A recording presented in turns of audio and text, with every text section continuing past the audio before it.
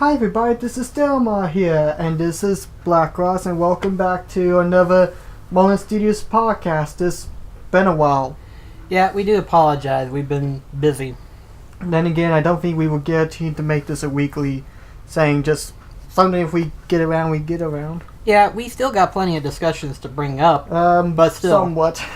I do anyway, but that's just me. Yeah, first up, the most important question in all of mankind. How are you doing? Dadgummit, he figured it out. Synchronized mind prediction. I wanted to. But whatever the case, I'm doing alright. What about you? Doing good. A little sleepy, but that's to be expected. Of course.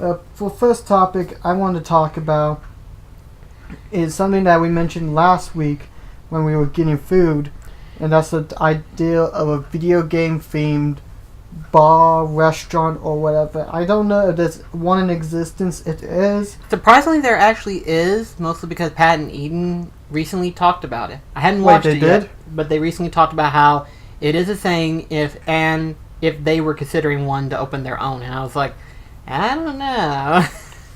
But I would like to see a video game themed restaurant come here in our quaint small little town. We have plenty of room. Believe me whenever I say this, we have plenty of empty places. Yeah. It is sad. It is. But we will talk about it for a while, just see something of a restaurant that's themed around video games, not just one franchise, but everything from Atari up till today.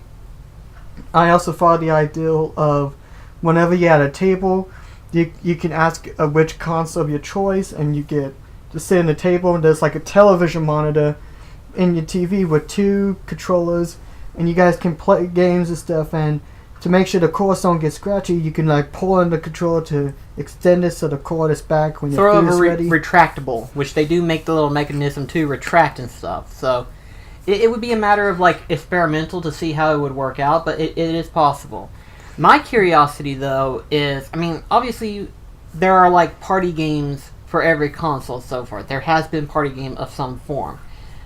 But then you've got, like, the majority of some people. For example, I'm just going to bring this one out and bring the elephant to the room. The hardcore gamers known as the multiplayer hardcoreties, such as, like, Overwatch and stuff like that.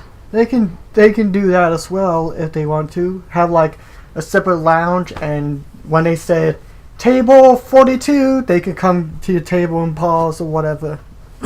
I'm not sure. It's still in early stages, but I would like to see something like that. Because the way I was thinking of it would be like the realms of like whatever console you want to play on. The console itself would be under the table, and you would have the controller itself. And I had like two ideals going in my head, but at the same time, one superb better than the other one. And the ideal was that you were at this round table, and the TV itself would be at the end, and the four, depending on if it's 2 or 4, would be at the other half of the table where the screen is at. Or it would be at a booth where 2 on one end and 2 on the other, and then the screen is right there. Yeah, oh, and also had like a little arcade place spot as well for the restaurants as well. Definitely gotta have arcade. I would love to see this, although I know probably some people ask, what about food? What type of food? I mean, just regular double, triple cheeseburgers, pizza, you know, it doesn't have to be restricted on one thing. It could be anything. Like, hell, I'd be alright if an Asian restaurant was retro themed. Or just get the food that's like at a Dave & Buster's. I know they have arcades and stuff as well, but since this is gonna be focused on everything gaming related, that way you can have it'd be much bigger themed. There'll be something grand, and it'd be a concept I would love to see happen. I'm sure it's probably happened somewhere. It needs to come here. Come here. I think what would definitely help that business as well, and it's a long shot, but it would definitely help the business itself, is if that once a month their paid promotion would be to promote a new upcoming game that's recently coming out. We are not promoting any Call of Duty. No, obviously not. But I mean, any other form of game, you know, have it set up as like a demo stage, and people who want to try out the game while they're waiting on their food can try out this game out and everything like that. And that would be the promotion. That's not a bad idea. And it's promotion from the company itself that's wanting to push out this game and everything like that. And then they would pay the restaurant just to promote this game in their restaurant, and it would help out the business a little bit more. I would like that. That is a good idea. Because the biggest thing you gotta be careful of too, whenever you do have stuff like this, is that obviously you gotta have the cost for food, and then the cost to keep up maintenance for the games. That's a given. And then for music, of course, we gotta have music in the restaurant, and we are not. I am prohibiting any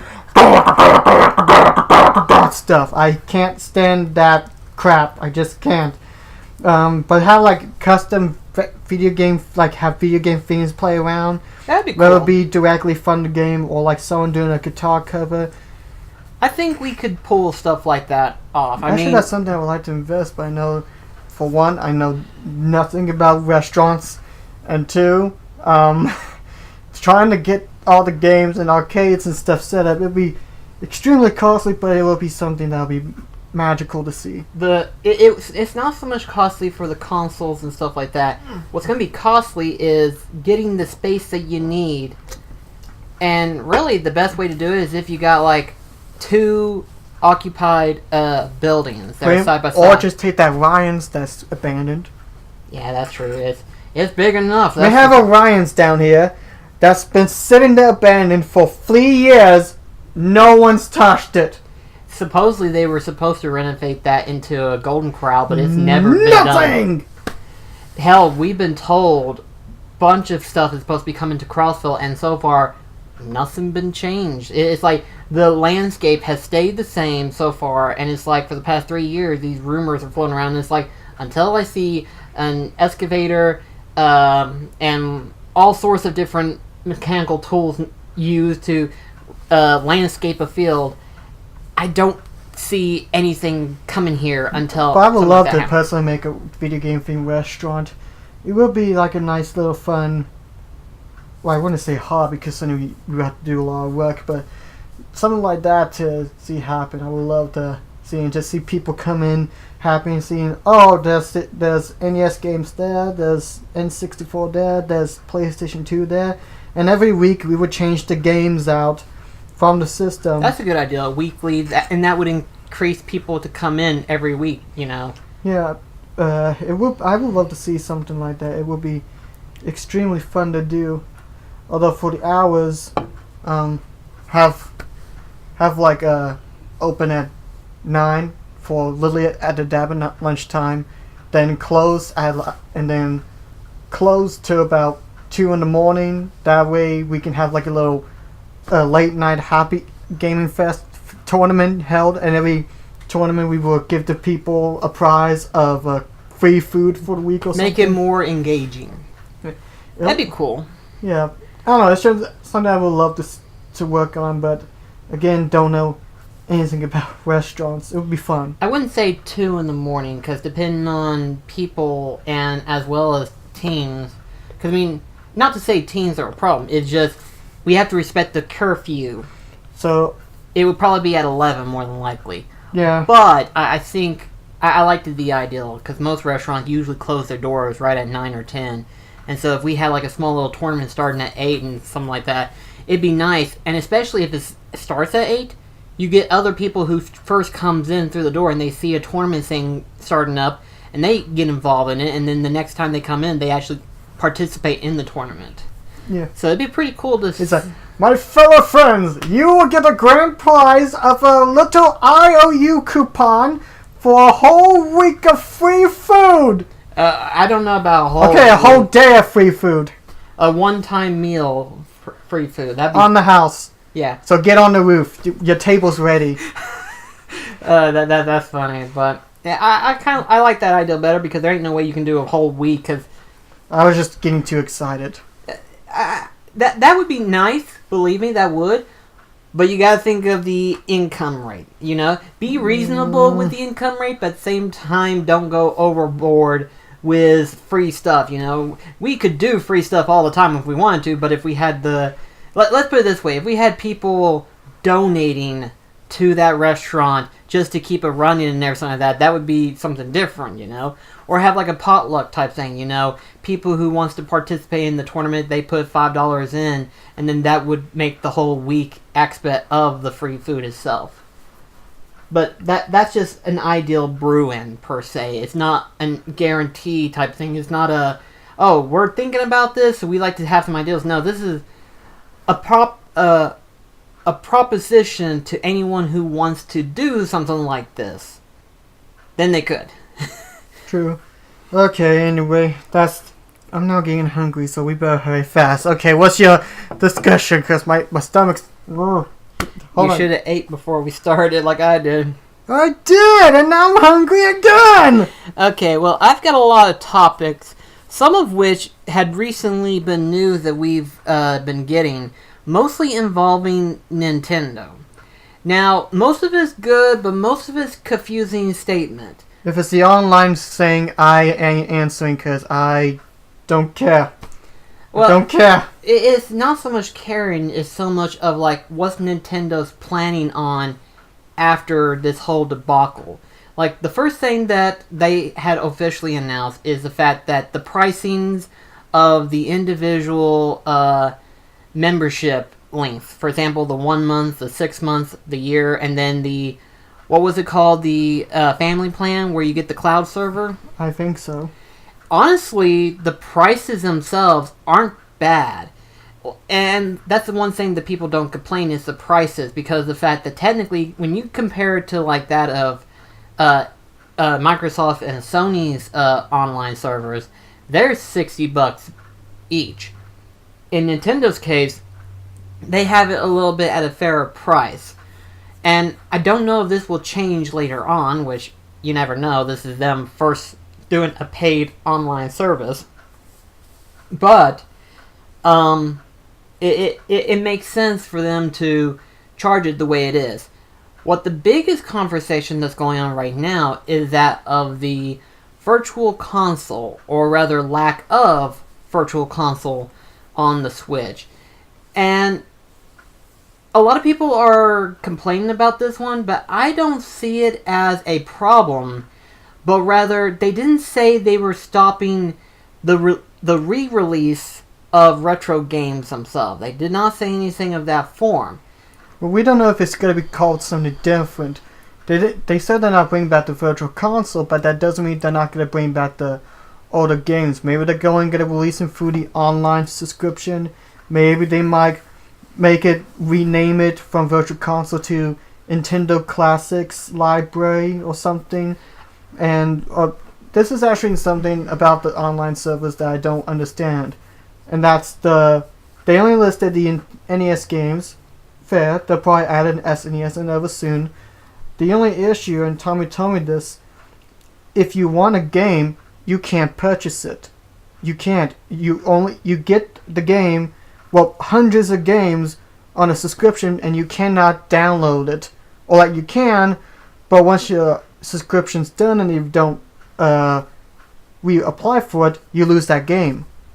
That's the part that makes you just lose it. It's not locked out from you, it just deletes itself. Right. Unless you reapply again, it's back, but again, that just seems kind of odd. If someone...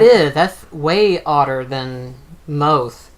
Because at least from what TJ was telling me, of course, with Microsoft and Sony's case, if you don't re-up the service, the game is just locked out from you ever playing it until you re-up the service.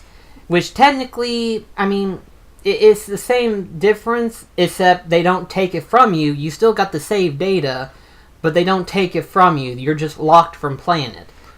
Which makes no sense, but I know a lot of people are upset about, are confused or mixed about Nintendo's online thing. I'm probably not I'm not really that worried about it. For one, I don't focus on online play. I'm more of a single player person. I don't care for online matches. Heck, I barely play Splatoon 2 at all. Not saying it's bad, but it just doesn't... I'm not enjoying it as much as I did with the first Splatoon. That's sort of like with me when it comes to Dark Souls, for that matter. And that's mostly because, well, all the people that I usually play Dark Souls with have just kind of died out of it. Yeah, but I just don't care for online play. I never was interested. I know a friend Brandon tried to get me to go on Xbox, but for one, that thing's it's been sitting there since Christmas, and we have not turned it on since January. It is kind of sad too. There are a couple of Xbox games that I just haven't got around to them. Yeah, exactly. But I'm just more of a single player person. I mean, yes, I love multiplayer, but it's always with a couch co-op type game. I just don't care for online play. Exactly. Plus, I'm not really mad about the whole virtual console since I have the games at my disposal. I think the biggest thing too that a lot of people are just, and it's a complicated process that Nintendo's doing, but I think what they're doing is that they're trying to guarantee security in terms of customers.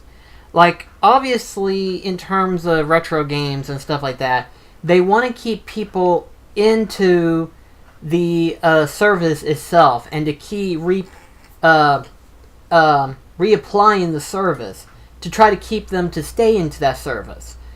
But the only issue with that is, like you said, some people have already got the collection itself. All got the games on the Wii U, 3DS. Yeah. And so, really, the only thing that people would go for in terms of the online service is the family plan with the cloud server. And a lot of people want that cloud server.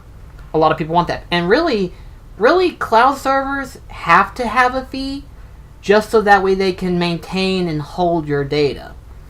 And I can understand why people use cloud servers. Me personally, for me, if it was my own data, I would prefer to store it myself. Which, it's video games, so it doesn't really matter how you do it. But if you have the ability to at least store it yourself. Mm-hmm. And plus, really, the only games that I would store are games that I probably would end up going back to later on just to complete. After that, I just start over again. It's not really a complicated thing. It's one of those things where it's like, I can understand if you're afraid of that one little slip up of where the game gets corrupted. That does happen from time to time. It rarely happens for me, but when it does, ooh, it sucks. But it only happened like once in like 20 zillion times likely versus the one. Yeah, but again, I understand where people are coming from. Heck, I know people will love to play classic games on the Switch for the portability. You can take it with you. You can finally take big RPGs or something on the go, like Paper Mario and all that. But really, I'm just not interested in the whole online thing. I mean, I will probably get it, but there's not really a whole lot of online games that I would use that for. If there, like shit, I know Mario Kart 8 has online, but I just mostly race with the computer or against a friend. That's about it. So really, I don't see myself using an online server unless Nintendo's gonna offer something like Xbox One and the PS4 have with a free game a month or something. That would be not just the classic games, but any other form of game. Yeah. The one thing that I get, though, and Arlo talked about in his channel, is the fact that technically the Nintendo Switch has a big potential, and that's portability of its actual console. You know, in all honesty, that is the beauty of the Switch, is the fact that technically it is a home console, but it's a portable console that you can take with you, and it's an easily adjustable system. And by easily adjustable, I mean you can take it anywhere, regardless of the situation. You can take it anywhere, and it's beautiful. It works flawlessly. And to have the ability to download retro games onto the Switch would be practically a godsend, but the way Nintendo are doing it is not really working the way that we think it would work. So unless Nintendo has another way of reapplying stuff like this, it's not going to work well for the first month or 6 months. I say they'll probably change their minds with this ideal service and stick to the whole, okay, you can download the game, but we'll put a lock thing on there that will prevent you from playing it. But then again, considering the fact that the Switch has been hacked before, they're trying to figure out, okay, we got to figure out around this little hacking ability, because since people are already hacking the Switch, we need to figure out how to prevent them from doing this. And that online server has an ideal for it. It has an ideal situation for that. It's problematic, but it's starting grounds, we'll say. It's a starting ground. Anytime you get a new system that comes out, regardless if it's like the first year or first 2 years, it's going to have its complications. So naturally, you gotta figure out how you're going to fix them, and you're always going to be fixing the console, as we have went through the past 2 console gens, 3 with the Nintendo system itself, is that every new system you get always gets updates every single time it needs an update, and is usually to either perfect that one little area or to perform better in terms of service. Yeah. But again, it's a matter of we'll just have to see what happens. At least it's better than what the Vita is fixing to go through, and that being completely dead. They've already confirmed that they're stopped making physical copies of the Vita. So I love that Vita. I know, but Sony just realizes that they've got a dead system, even though it's their fault. Yeah, it is their fault. it is their fault. But here's what I think would have helped them immensely better selling the Vita, considering the fact that technically it's a spiritual, not so spiritual successor to the PSP.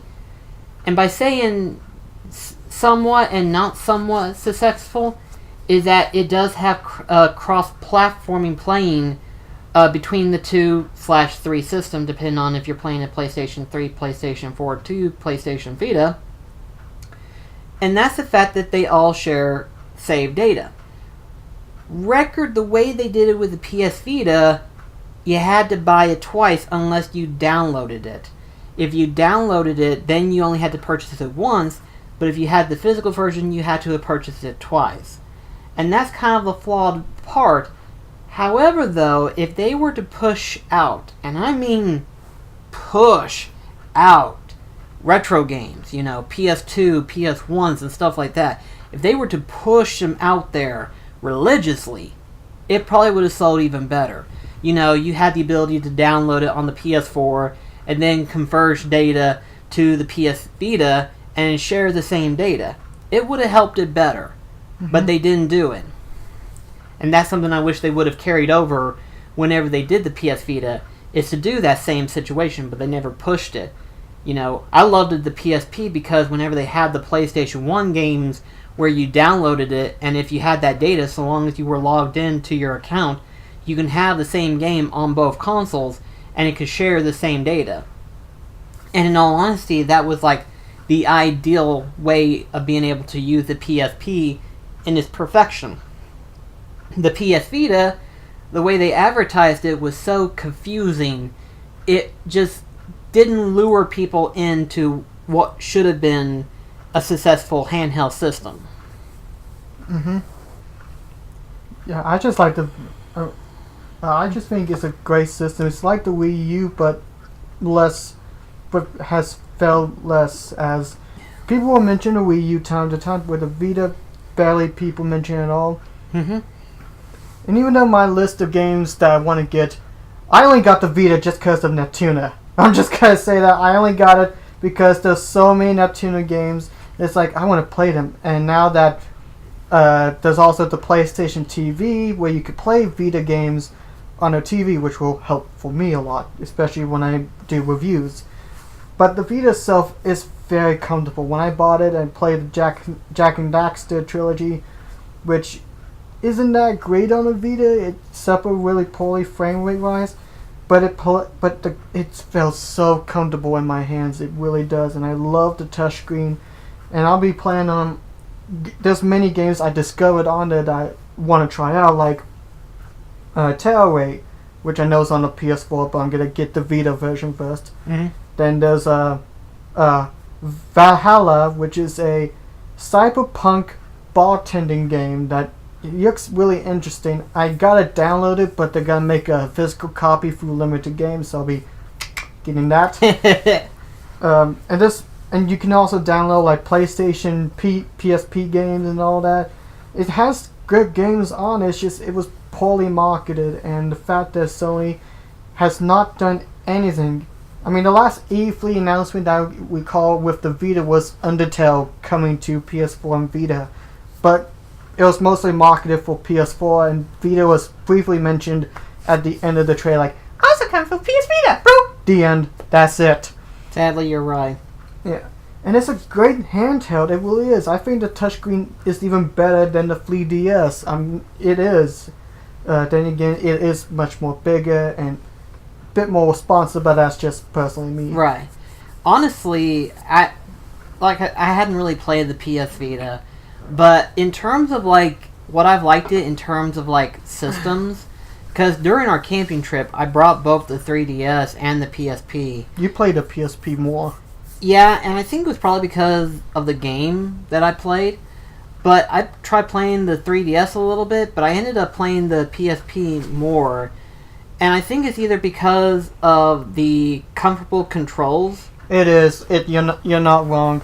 Even though the only thing I don't like about the PSP, the circle pad, it's just not that comfortable in my opinion. It doesn't feel that bad to me. I admit that there is like limited movement on it, but it's not as bad when you consider that... I don't know where I was going with. I mean... I thought you were going to say, it's better than the circle pad on the 3DS. But I mean, I honestly wish they would start pushing retro games a little bit more for handhelds, because of the fact that, you know... And the Vita has the potential. Like, if they would have pushed not just the PS1 classics they got on the PS4, but put like some of the other titles and games that could be perfect for the Vita. Technically, they could put some PS2. My best friend TJ was telling me it has the capability to play PS2 games if they had pushed it out there, that is. But they don't push it out that hard. I can't see, going into the future, I can't see Sony making a successor to the PS Vita or PSP, make another handheld. I don't really see that really happening. Well, you know what the problem is? Technically, there was another handheld that came out before the Vita, but it failed so miserably, it's completely forgotten. And a lot of people... What is it? It's called the PlayStation Go.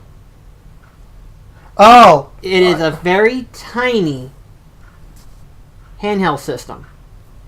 And it was briefly brought up in terms of like video game news marketing, and GameStop advertised it. But because of the lack of interest, keep in mind it was a tiny handheld system. I remember what you're talking about. I completely forgot. It was a tiny little thing. It didn't survive its first initial launch. It was just forgotten. Like, if you ever hear people talk about the PlayStation Go, they were one of the lucky few who probably picked it up on day one. After that, it just completely erased. It's like, it's the PlayStation. Hey guys, I got the PlayStation Go. What is this thing again? Oh well. But it just... I wish they would try to push out the retro games into these handheld consoles, because I think that would help bring it back up. But it's a matter of, like, they have to push it out there. And I don't mean, like, grab your popular ones like Jak and Daxter, Ratchet and Clank, because they've already done that. Grab the more obscure ones. For example, Sky Gunner, which I finally gotten, among other PS2 classic titles like Blood Will Tell, which I've been enjoying the hell out of that game, and other such titles. I mean, seriously, push it out there. Then again, there is also another copyright party claim, which is the individual companies that make these games that they have to go through first. Yep. And that's probably why they haven't pushed it out there, is because they have to negotiate with them to see if they even want it to be pushed out there. In which case, it's bullshit. I don't see why companies wouldn't allow that. It's like, my game didn't sell that well, but yes, getting a cult following. Maybe if we could push it to the Vita, you know, it's just ideal to get games that are very buried within the PlayStation 2 library and bring them back for people to enjoy. You may not see like 30 million copies being sold, but you'll get rejuvenance of popularity with some of these obscure titles. If nothing else, you'll get your revenue real quickly. Plus, being a digital game, which we're already entering that stage in some form of fashion, it's not immediate. Thank you. It's not immediate, but it is technically happening as we speak. And really, there is more benefits to digital games for retro games in terms of like preservation.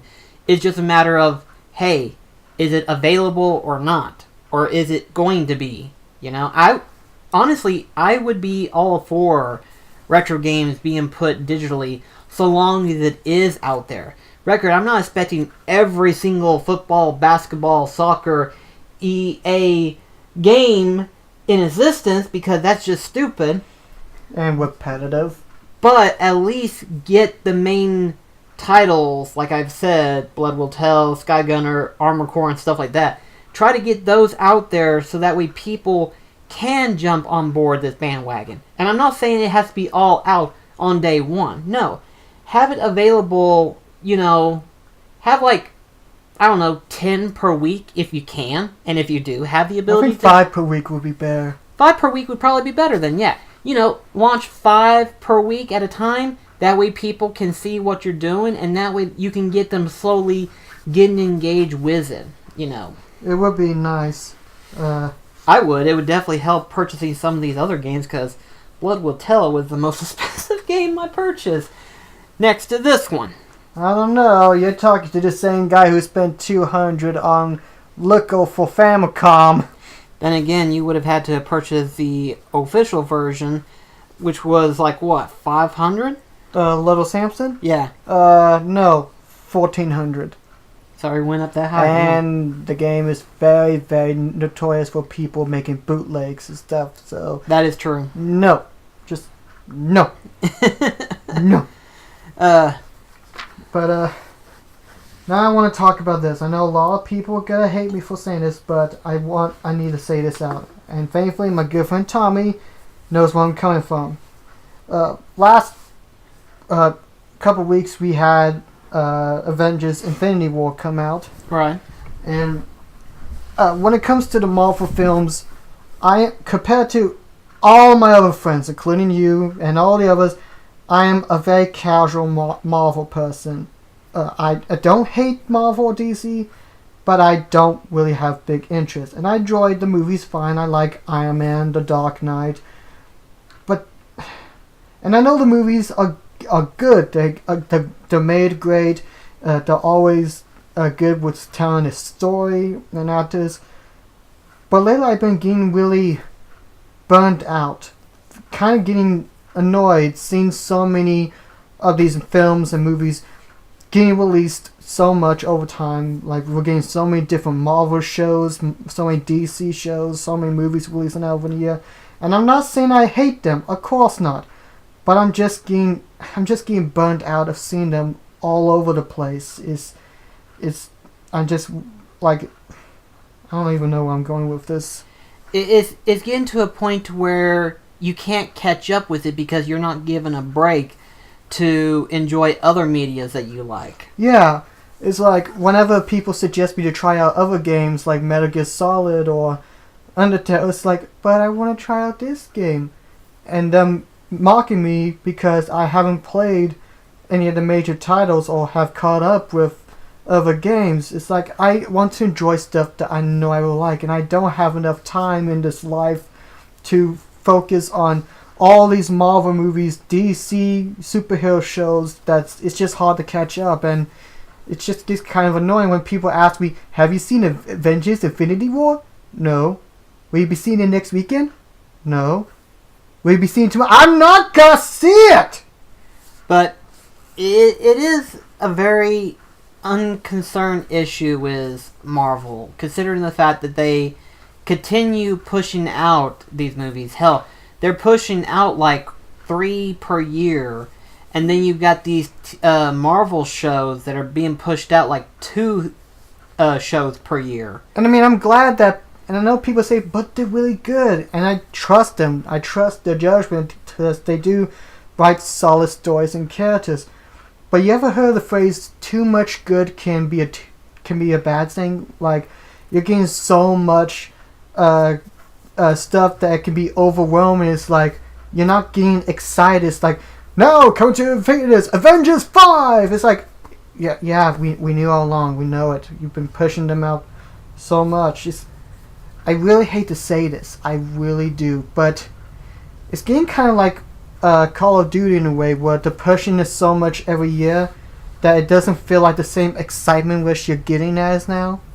Yeah, well, the only difference between movies and video games, with movies, they can do a few different things here and there, even though you do have a limit, but it can go on to some degree.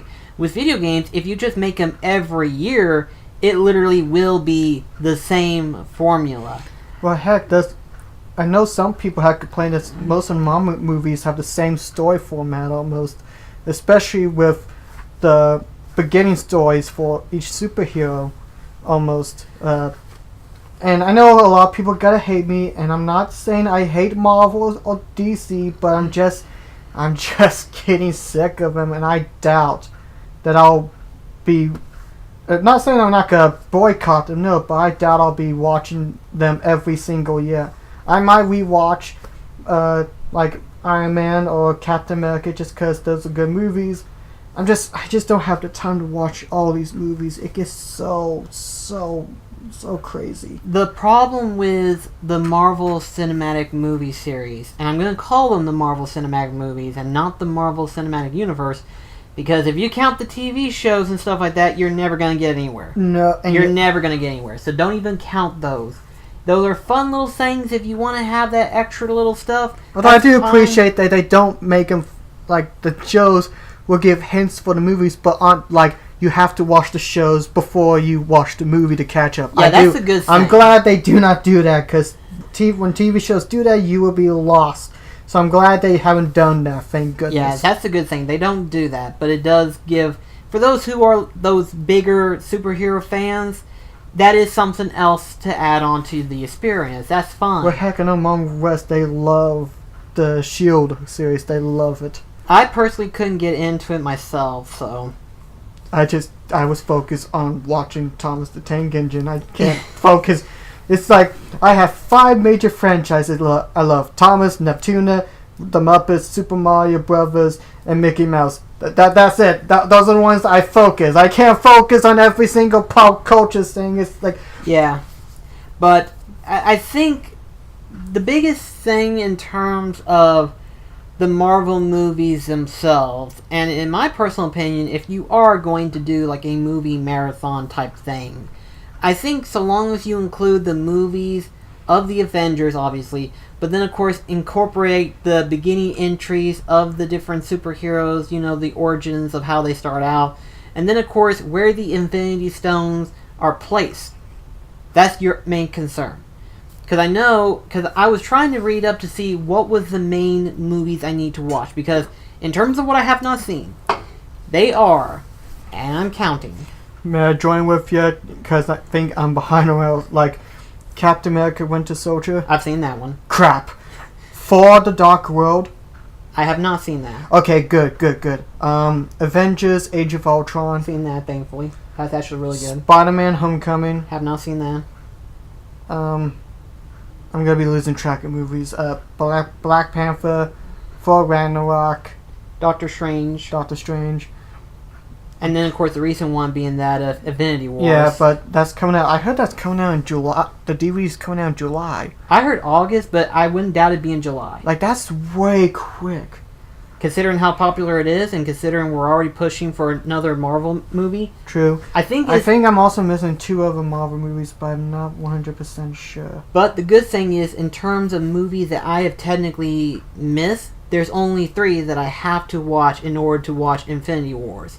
And that is Doctor Strange, Black Panther, and Thor Ragnarok. Those are the main 3 that I still need to watch, because according to what people say, you can kind of blow over from Dark World because it's not that good from what people say, but then again, it doesn't have any hidden reference that you have to know to watch the rest of the stuff. I would like to watch it at some point, but it's not on my top list of Marvel movies that I need to catch up on. But it's good to know that I only need to watch 3 before I watch Infinity Wars. Yeah, but it'll probably be a long while before I get to watch it. So yeah, I mean, the sad thing is I've been wanting to watch Doctor Strange when I first saw the trailers of it, because I knew about Doctor Strange, and I thought to myself, he sounds like he'd be a really cool character to add into the Marvel Cinematic Universe. I think it's on Netflix, so we'll probably have to watch it or something. Yeah, but I was like, honestly, he sounds like he'd be a cool character. It just, they haven't done it. And then when I saw the trailers for him and I saw the movie trailer and stuff, I was like, this looks freaking fantastic. I can't wait to see it. And I just hadn't had time to go see it yet. And again, not saying I know people love them, and I'm glad they do. I'm not saying you can't stop loving, because if you love Marvel, more power to you. That's great. I'm just getting burned out, and I just can't keep up. I mean, I'm a simple man. There's many things in this world I want to try to keep focus on. And with so many, like, people keep suggesting me video games, shows, and stuff I need to watch. But life is too short, and I want to take this time to enjoy stuff that inspire me, that help me. And it just gets so confusing with all these movies coming out. It really does. So, it gets overwhelming is what it does. Yeah, and that's why I'm getting burnt out.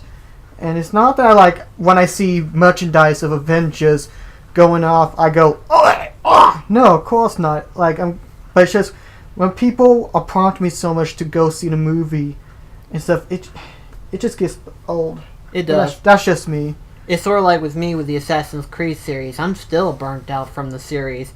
And thankfully I'm not missing much with the exception of Syndicate, because a lot of people say that was, like, so far the best. Syndicate? Yeah, that's the one before Origins, where it's basically set off at, like... in 1800s London? Yeah.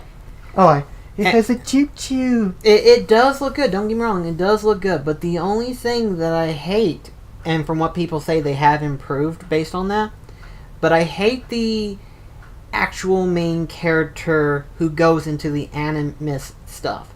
I want to be part of the ancestor part. I want to be involved in that world. The main character is boring and stupid. Especially when you talk about the Apple of Eve. I tried playing for the first Assassin's Creed and I just couldn't get into it. I love the first Assassin's Creed. It's a home favorite. And I even told my best friend TJ, I love the first of the Ezio series just because you get to rebuild the villa. It's probably one of my favorite parts of that game, is just being able to rebuild that place. They tried to bring that in Brotherhood. It's not as good, but they tried. And then Revelation was pretty okay. At least I got to see where Ezio ended up. And then I saw Assassin's Creed 3, which was my most hyped, because I love the American Revolutionary War setup, because I really do like that era. And regardless of what people say about American history, I still like it regardless. So I got to enjoy the best parts of Assassin's Creed. I do want to play Black Flag eventually, just not right off the back. I have no interest for Unity, which is probably a good thing because people say that's shit. Utter garbage. And then I don't think anyone's talked about Origins. Origins, from what I've heard, is lackluster. It does a lot of improvements, but it doesn't house it right. Well, heck, I mean, I don't even think none of our friends even mentioned Origins, or even getting Origins. So it's like... Okay. Like I said, the Assassin's Creed series is just... The bubble just bursted some time ago. Wasn't it like a movie that came out? Yeah, but it has the same problems as what the series does, and that concentrates on both the ancestor and the present-day character.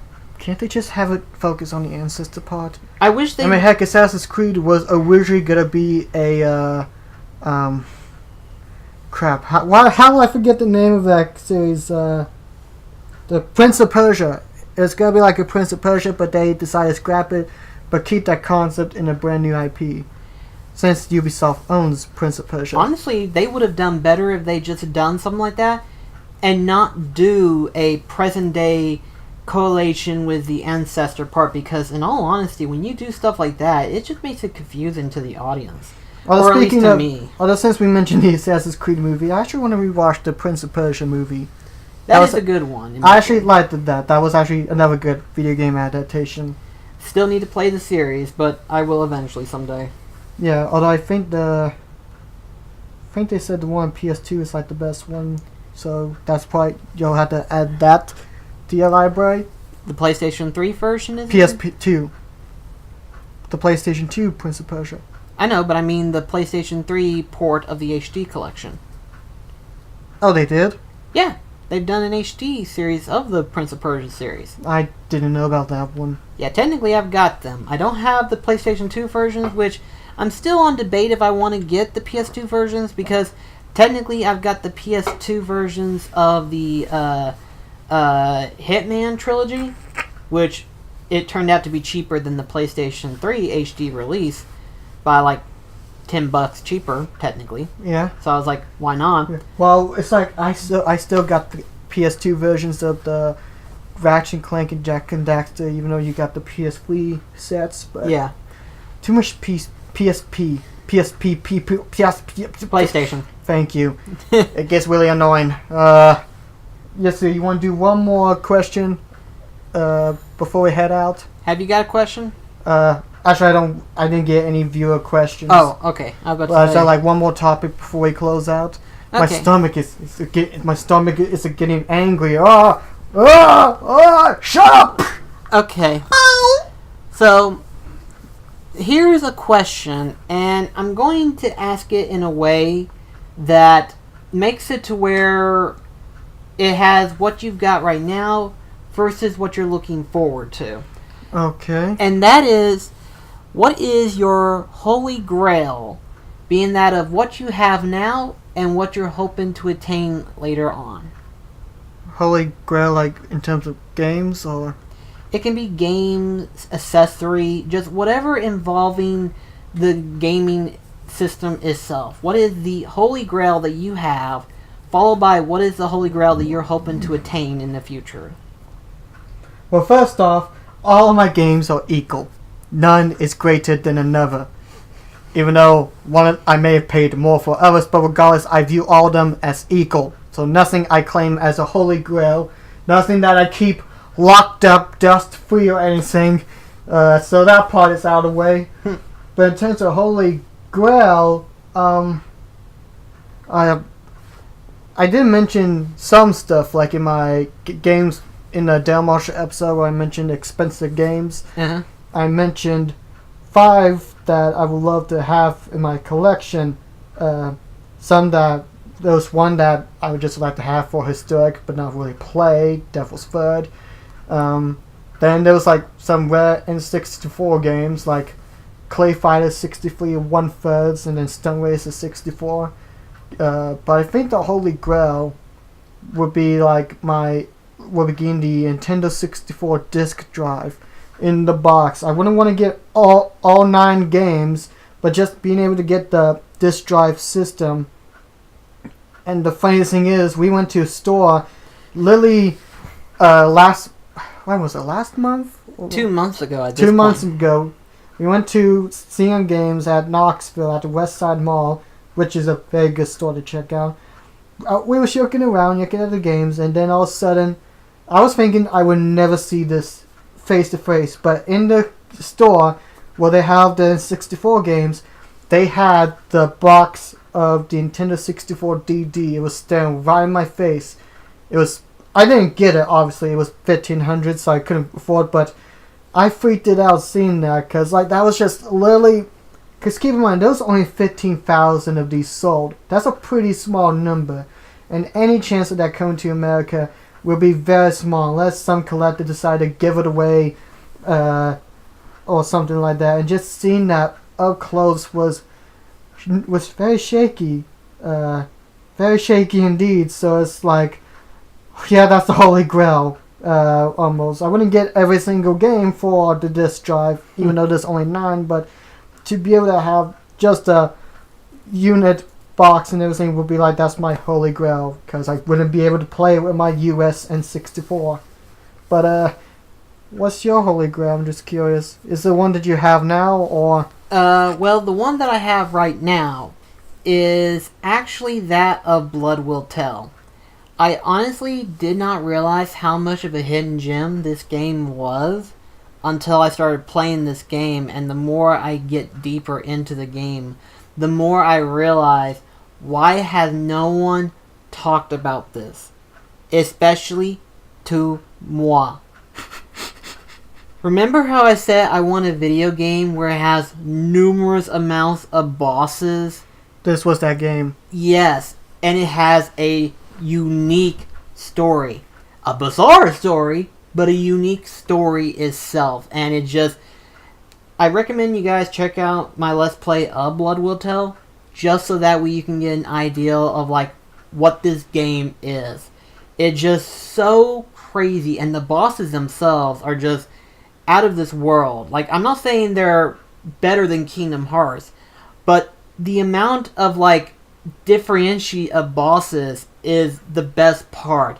Like, very rarely would you see a repeated boss, and if you do, it is not that bigly different. It does actually get difficult as you progress.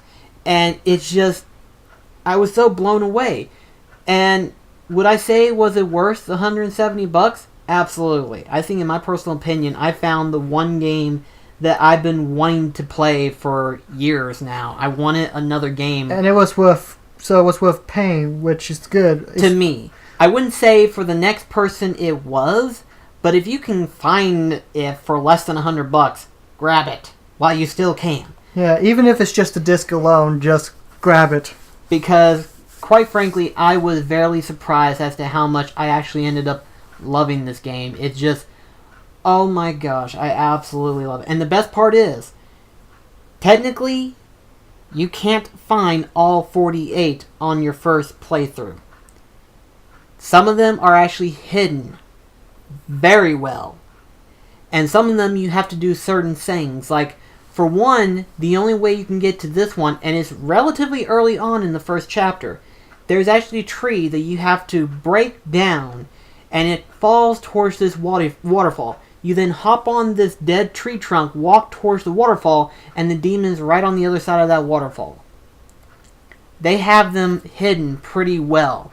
Like, if I had to say, in the main playthrough, of course, you might be lucky to find 30 of them.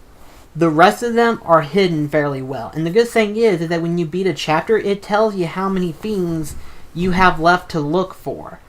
And it's like, honestly, I like that, because that means that it encouraged the player to delve deeper into each chapter just to look for these bosses. Because you're not going to find them on your first playthrough. If you do, you're that fucking lucky.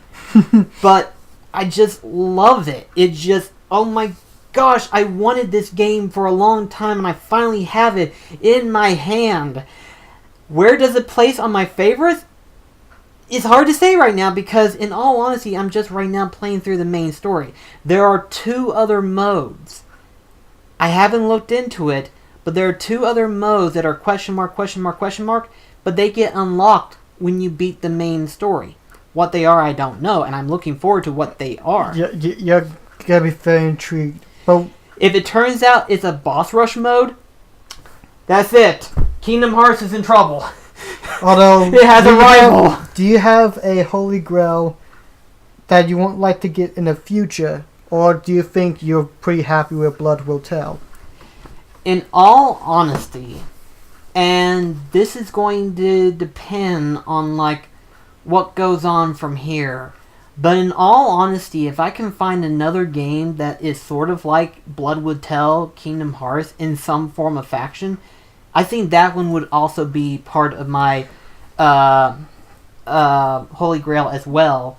But I will say this much, and I doubt I ever will, but if I ever have the money freely, if I ever have that much money, I would like to get that one Xbox game that MetalJesus talked about. The one where it's basically a mech simulator system, robot mech. Oh, with the giant controller and everything? I would actually like to have the whole set along with the game, just to have every once in a while to actually play it and actually act like as if I'm actually in a mech suit. Because I'm actually starting to slowly get the Armored Core series, and I would like to play them eventually whenever I get a chance to. But in all honesty, the more I think about it, the more it's like, for as bizarre and as expensive as that console is, it would be pretty badass awesome to be able to play it. Although, here's the question, where would you put it at? You tell me now. Admittedly, I haven't thought of that, but like I said, that's if years down the line, if I ever have the $800 or $1,000 that I'm willing to just throw out the window, I would love to have that, just because of how badass, awesome, and bizarre. Because, I mean, in terms of game development, that's like the most advanced that I've ever seen. Just to have like 40 plus buttons and control commands. And each one of them does something different. What does this button do? Oh, that's the self-destruct. Oh. It just... Let me just pry that button. It just... When I heard that. That had to hurt. But whenever Metal Jesus first showcased that on the exclusive...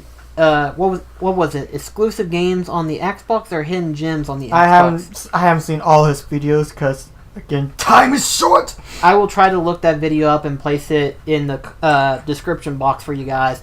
But do check that out because that is insanely awesome, and I want that.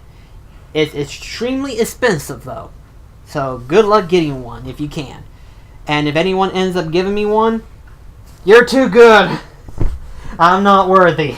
But that's if I ever get that point, but I doubt it. Yeah, that's interesting there. But in the comment section below, let us know about what you thought about these topics. If there are any games that you would like to have in your collection and whatnot. And if you want to send in questions for me and BlackCross to answer, you can either comment them in the video or send me a question at danielmullinsfleet@gmail.com. Just send them to danielmullinsfleet@gmail.com, and we will be most happy to answer them in the podcast in the future. So, yep. You want to add anything before we head out? Just to have a wonderful day, and let us know what you want to ask, or if there's anything you want to know. Yeah. So thank you guys for watching. God bless you, and then we will see you all in the next Mullins podcast video. Bye-bye. See you later, guys. And now my stomach is... Ah! Oh! It's actually calm now. I'm not hungry anymore. Huh. What do you want to do for supper? I'm not hungry.